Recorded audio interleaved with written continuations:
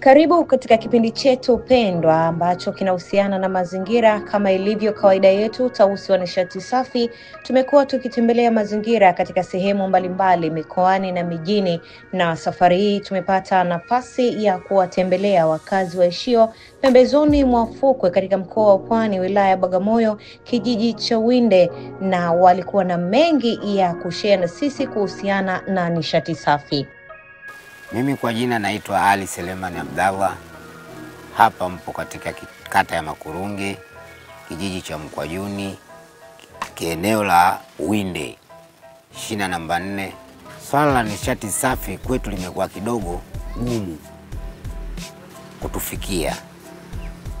Kwa hiyo tunaendelea na nishati zile zile zilizokuwa so safi kufuatana na uchumi na hali yenyewe tulionayo.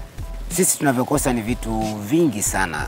Kwa mfano, wanaweza wakaja wawekezaji wa kuwekeza kitu chochote kile, lakini wanafikia pembezoni mwa sehemu za juu, huku hawezi kutufikia. Kwa mfano, tukichukulia kama vile tulivyoanzisha vikundi vyetu vya mazingira, unaona ambaye kupata supporter ingeweza kusababisha kuingia moja kwa moja katika hili zoezi, lakini sasa imekuwa kwetu hakuna. Unaona, na ikitokea unafanya kazi katika mradi hapo Bagamoyo Sugar, lakini mshahara ni bado haukidhi mahitaji ya kuweza kusema hii nitaenda kununulia jiko la gesi au hii nitanunua jiko banifu, inakuwa ni ngumu. Kwa hiyo ndio naendelea na mambo yale yale ya kizamani, ingalau yanaumiza. Maana si kwa mkataji tu, vile vile anaumia, na hata kwa mtumiaji anaumia. Lakini kufuatana na hali ya kimaisha anabidi ajibane hivyo hivyo maisha yapate kwenda mbele. Lakini katika kazi zilizokuwepo si njema sana za kimazingira ambazo zinatendeka. Tunakubaliana na wewe, ni kweli kwamba raia hawataki kuharibu mazingira, ila kwa kuwa hakuna mbadala inabidi raia waendelee kutumia nishati zisizo safi. Je, unafikiri ni nini kifanyike kuokoa hii hali? Mimi kwanza nashukuru kwanza kwa ujio wenu. Jambo la kwanza nashukuru. Jambo la pili, ningewaomba muifikize salamu kwa serikali kuu, maana wao ndio wenye mamlaka. Lakini watu wako chini huko, sehemu za chini ndio tunaupigika kimaisha. Yaani tunapigika kwa kila aina, lakini tunavumilia kutokana na nchi yetu, huwezi kwenda popote. Inabidi unapambana na maisha. Sasa ili tuende sawa, sisi tunazo fursa ambazo zinaweza kuzalishwa na sisi wenyewe wananchi. Kama nilivyoona mfano tulivyokuwa tukifanya.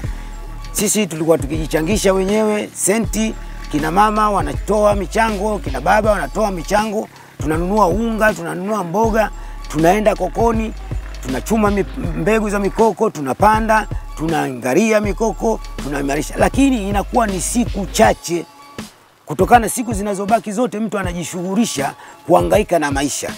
Na kuna siku nyingine unaweza kumwambia mtu mwende, hana nafasi, anatafuta ada ya mwanae. Mwingine ukimwambia aende leo hana hela. Kwa hiyo inakuwa kwetu inatuia ngumu sana. Kwa hiyo ili tuendane na haya, basi tungejaliwa sisi na watu kushuka kama nyinyi mlivyoshuka, tukawapeleka katika sehemu zetu husika. Tukawaambia hapa sisi tulikuwa tunahitaji kutengeneza mabwawa ya samaki, hapa tulikuwa tunahitaji kutengeneza mashamba ya mwani, kwa sababu tuko ufukwe. Ni ufukwe ni sehemu ambayo kwamba kuna uchumi wa blue. Lakini uchumi wa blue sisi tunaisikia hiyo blue tu, hatuijui. Labda tunaona njano kwetu, hatujui faida yake. Lakini una faida.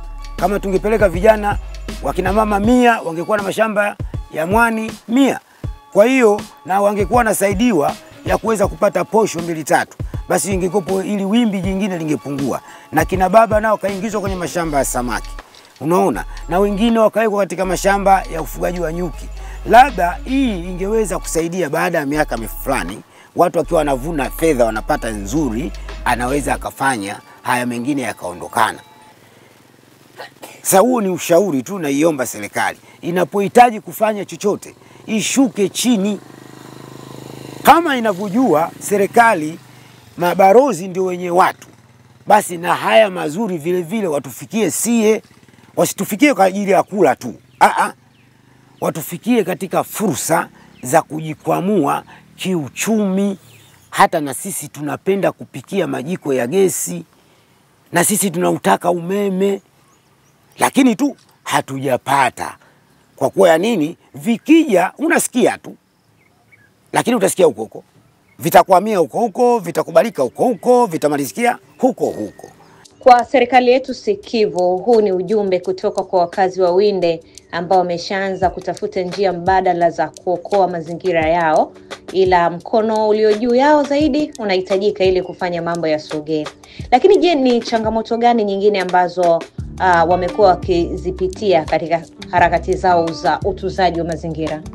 Kwa majina naitwa Ruti Shabani Nangawe Kimambo, ni mkazi wa Winde. Sisi tunapenda kupanda mazao ya kudumu au miti ya kudumu ya miti ya matunda pamoja na miti ya vivuli. Pia unaona mazingira yetu yanavutia sana. Kama huu mti, wazungu kila wakija wazungu kambi yao kubwa ni hapa. Wanapumzikia hapa, wanafanya mambo yao, wanapiga picha, wanaondoka. Sisi nataka niende kwenye changamoto kinachosababisha tusiendelee kupanda mazao miti ya kudumu. Changamoto ndugu zetu wa Mang'ati. Mang'ati unapanda mwembe, analeta ng'ombe anakuja kukata ule mwembe. Kwa ule mwembe ufanyaje? Haumei. Unapanda miti, ng'ombe wanakuja wanakanyaga. Mwisho wa picha unakuta hamna kinachomea. Na kingine, tuko karibu na ufukwe. Tuko bichi. Tuna mazingira mazuri ya bichi kama mikoko. Wananchi wanajitolea kwenda kupanda. Kwa hivyo kina mama ambao tunajitoa kwa kutoa shilingi 2,200 kila baba anapotoka nyumbani kwenda kupanda ule mche wa mkoko. Lazima mama uingie mfukoni utoe shilingi 2,000 kwa ajili ya kumsaidia mume wake afanyaje? Akale kule apate nguvu ya kupanda mikoko. Lakini bado changamoto pia ndugu zetu wa Mang'ati bado wanafuatilia mikoko kule, wanazidi kutuharibia. Hili ni eneo la koko ambalo ndo tunalitunza na kulihifadhi. Lakini katika kutunza na kuhifadhi kuna uharibifu kama huo unaoonekana ambao unafanyika na wananchi ambao wapo pembezoni mwa eneo hili. Kwa hiyo ili kuboresha au kuimarisha koko hii isikatwe wala isiharibiwe, inatakiwa sisi kikundi cha BMU ambao tumeanzisha BMU ya kulinda mazingira, tukilinde na vile vile tupate sapota ya serikali ya kutusaidia sisi tupate kuhakikisha ulinzi sahihi unafanyika, kwa sababu kama hivi unaona kuna chungiwa mpaka ng'ombe na wafugaji wamekuwa wakorofi. Uweze ukamfuata tu kama mimi nikamwambia asichunge humu akanielewa, anaweza kanianzishia pia matatizo. Kwa hiyo kiusalama tunahitaji labda TFS watusaidie, tuungane nao katika kushirikiana kuilinda hii koko. Hii koko tusipokuwa makini itaangamia kwa sababu uharibifu umekuwa mkubwa, na sisi tunajitahidi kuiokoa hii koko yetu. Na ndio maana tumeanzisha kikundi ambacho kina hati kwa uhalisia kabisa ili kuonesha tunaisaidia vipi au tunaiokoa vipi hii koko yetu ambayo ipo katika maeneo yetu. Wamang'ati wamekuwa changamoto na wamekuwa ni wasumbufu, ni shida kwa mfano katika jamii nzima. Kama wakulima, mtu analima anategemea avune mazao yake, lakini mazao yanalishwa na mifugo. Ukifuata haki za kisheria mambo yanakuwa mengi, kwa sababu kuna watu tumeshawaona wamepeleka kesi mpaka mahakamani lakini hawakupata hata fidia zao, wamerudi hapa tunao. Umeona, na ni wengine watu wazima hawezi kujishughulisha tena. Iko kilimo chenyewe analima tu ili mradi ajikimu kiuchumi, lakini umri wake umeshapita hata kulima. Lakini huyo mazao yake yanalishwa, na huyo akipeleka labda kisheria hana mafanikio yoyote yanayofanya nini yanayopatikana. Kwa maana yeye anabaki hajui wapi atasaidiwa, hajui maisha yake yanaenda vipi, na ukifosi sana mwisho wake utapigwa. Kwa sababu hata humu unaona, kwa sababu sijui wanachunga humu wanalisha nini. Na uwezi ukamzuia humu ukamwambia asichunge, lazima atakuletea wewe shida. Ila kama vyombo vya sheria vinakuwepo kusimamia, sisi tunahitaji vyombo vya sheria vitusaidie kufanya nini? Kusimamia. Kwa sababu vitu kama hivi vinazuilika kivyombo vya sheria. Kama una taratibu yote ya kisheria utatumia nguvu, lakini nguvu yako itadhibitiwa, utakuwa umekwisha.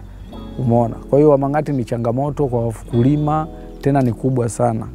Tunaona kwamba ni jitihada kubwa sana ambayo imechukuliwa na watu wa Winde katika kuokoa mazingira yao. Lakini je, katika matumizi ya nishati safi kama gesi, umeme na nyinginezo, mnazitumia ama zimewafikia? Kwa upande wa gesi tunapenda sana gesi kutokana nini? Mazingira kwanza kutumia kuni tuathiri sana vifua, kama unavyosikia ninavyoongea mimi, kifua kinasumbua. pia macho. Pia watoto wetu wanaathirika. Unaweza ukajifungua mtoto mchanga ukalala nyumba moja unapika mle mle. Mtoto mchanga analala mle mle. Mama mzazi analala mle mle. Kwa hiyo sisi tunahitaji kumtusaidie hiyo habari ya nishati safi kama gesi. Tunatamani sana lakini kipato chetu nini? Ni kidogo. Tunaomba mtusaidie jamani, sisi tulio na hali ya chini. Mtusaidie jamani, mtuletee gesi na sisi. Unakuta mtu una haraka alafu paka ukoleze jiko la kuni au jiko la mkaa uanze kupuliza na sahani mara yani changamoto, lakini ukiwa na gesi dakika sifuri tu. Utumiaji wa nishati sisi tumeupokea na tunaukubali kutokana na nini? Uharibifu kwa mazingira umekuwa ni mkubwa. Kutokana na jinsi maisha yanavyobadilika na sisi tunatakiwa tubadilike. Kama hiyo nishati imekuja sisi tumeipokea kutokana na nini? Ukataji miti umekuwa ni mkubwa na watu wanakuwa hawadili na vitu vyote zaidi ya kukata miti kwa huku tuliko. Katika pita yangu sijaona mtu anayetumia gesi. Sijui kama majumbani watu wanatumia, lakini kwa wakangaji samaki asilimia kubwa wanatumia kuni. Tutazidi kwa shukuru na mama pia tutazidi kumshukuru kwa yote aliokusudia mama mwanamke mwenzetu kujitoa kutusaidia. Aendelee kutusaidia na sisi tulioko huku vijijini. Asiishie kuangalia mijini tu na vijijini pia kama mlivyoona mazingira yetu.